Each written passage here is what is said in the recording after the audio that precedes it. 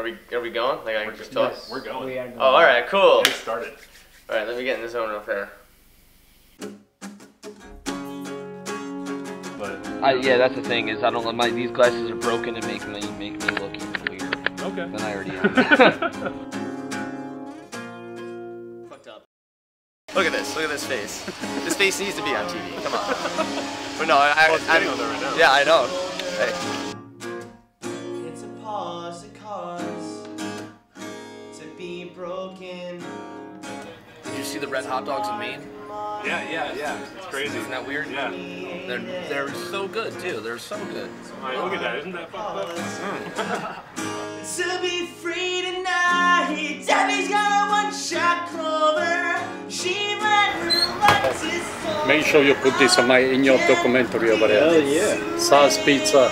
Making sure you grab it, forget about it. Saved from that one-shot reason, she left her heart in treason. I can feel its waste. Wasn't your right to make choices? It's a great feeling. It's what keeps you going. Because you'll have a string of bad shows, and it will make you question what you're doing. You know, make you question: should I be doing this? Should I go back to school? Should I work? Should I start a life? But then when you play those amazing shows, it brings you right back. It brings you back to what you love, and it's why you want to do it. Was it just a waste? First show with the Starlight Run. Which is cool because that's John came back Sunday, and you know, to watch him live, that little to share the stage, you know, as a first show, that was crazy. Suburbs sometimes we play rural areas sometimes, and it's great because they really there's not much to do out there, you know, and when we can entertain them for the night, it makes us feel pretty good.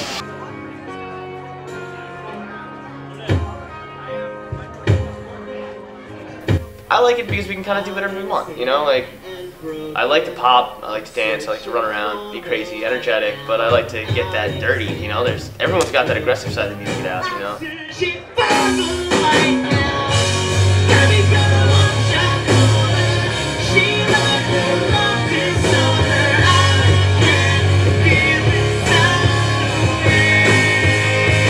You can call me like the Rachel Ray of the music scene, I guess. Everybody wants this shit. Who the hell doesn't want this shit?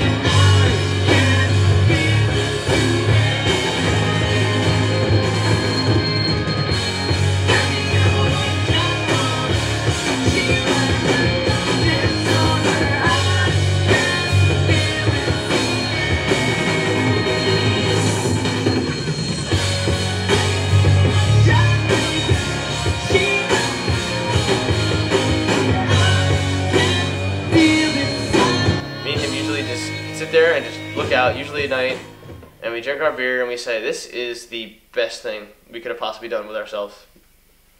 Absolutely. Like, hands down. I would want nothing else.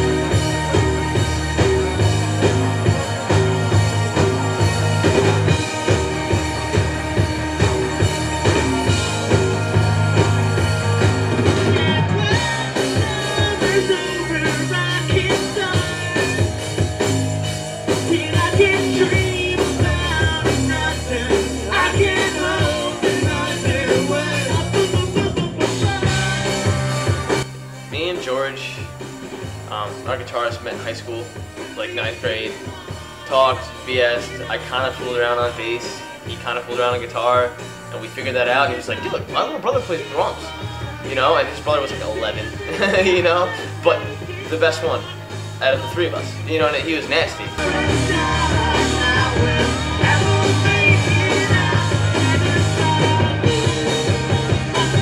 We honestly didn't know much of what we were doing. We recorded at some big studio, you know, had no idea. It took way longer than it should have. And after that, you know, we met John, and John's been in a couple bands already, so we kind of clicked, and gave us some of the knowledge he knew, and we soaked it in, and here we are now.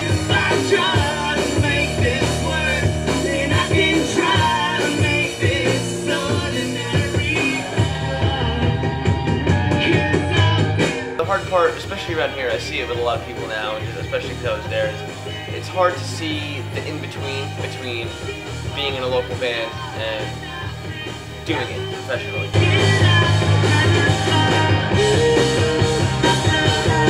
Justin was like, look, I got a van and I got a way to do this, you know, which is very important. Yeah.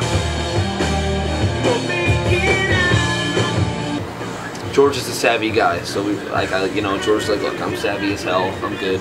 Justin was like, look, I got a van, you know, I got some money to put behind things, and I was like, well, you know, I know everybody from everything I've been doing. I have a long list of friends and stuff, so I was like, look, this could work, and you know, that's when we started writing our initial songs, just seeing what would happen.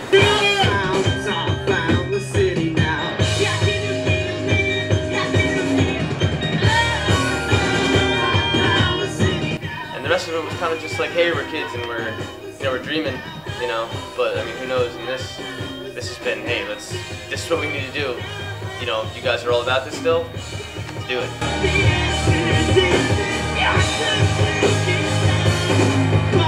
You know, back then it was hard to say.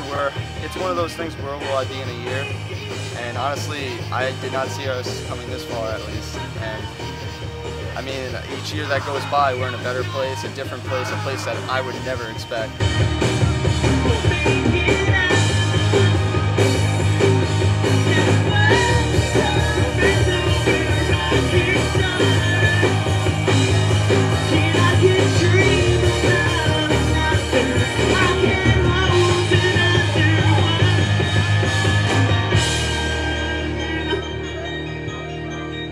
Thank you very much.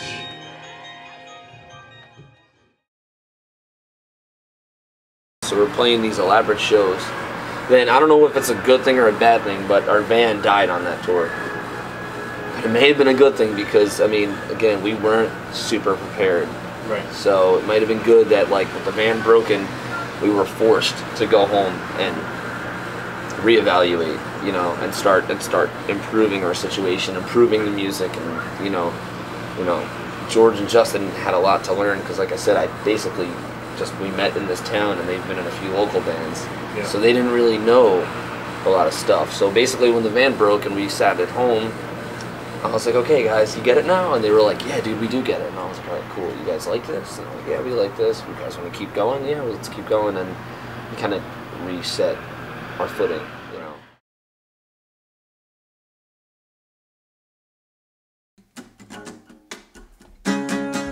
Cut it off in the middle of the night, 'cause I think I'm going crazy and I'm sick of all the fights. Got a nap for. Usually, me, Justin, and John will sit down in my basement. That's the writing place for us. You know, we all tune up and get ready, and we just say, okay, what's gonna happen? And we just start jamming.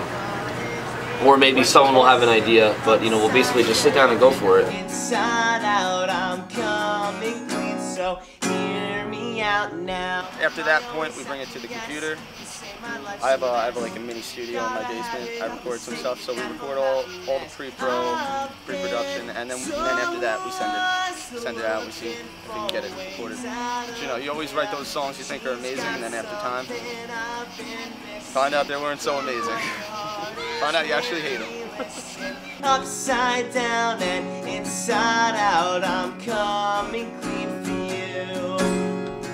She's got something I've been missing. Show me where your heart is, make me listen. Upside down and inside out, I'm coming clean, so hear me out. We've been kind of bouncing between like that like bubblegum poppy kind of stuff, and then a little more aggressive, you know, like maintain ourselves, maintain our sound, do it different, because I mean, there's no secret, you know, there's a million people, no matter what you're doing, there's always going to be 10 people doing it better than you, and the best you can do is try to set yourself out apart, even a little bit. Show me how to love, show me how to love, show I mean, it's rare, and it's kind of irritating when somebody can just go and just have this wonderful music career without ever having to deal with a tow truck driver or deal with like a psychopath in Missouri. No matter what happens, I mean, I don't care. Band can get huge. We can just do this forever, for the next 5 years, 2 years, 1 year. Who cares?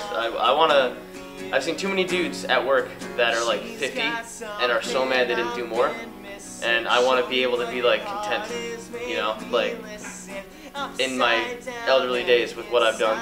And so far I think I'm on the right track. So hear me out now, hear me out now, hear me out now, hear me out now, hear me out now.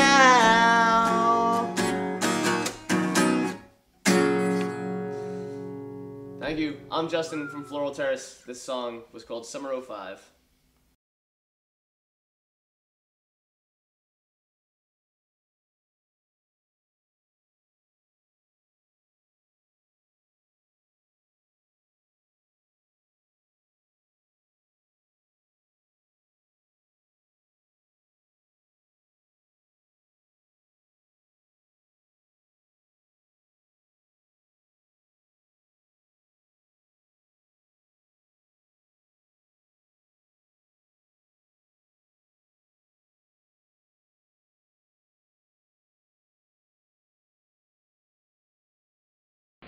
I'm Justin from Floral Terrace, and I just worked with Matt and Ivan from The Light Effect, and it was probably the best, easiest interview I've ever had in my life. I had a great time, great dudes, great work. Like I said, easy as hell to work with. Felt like I was just having a conversation.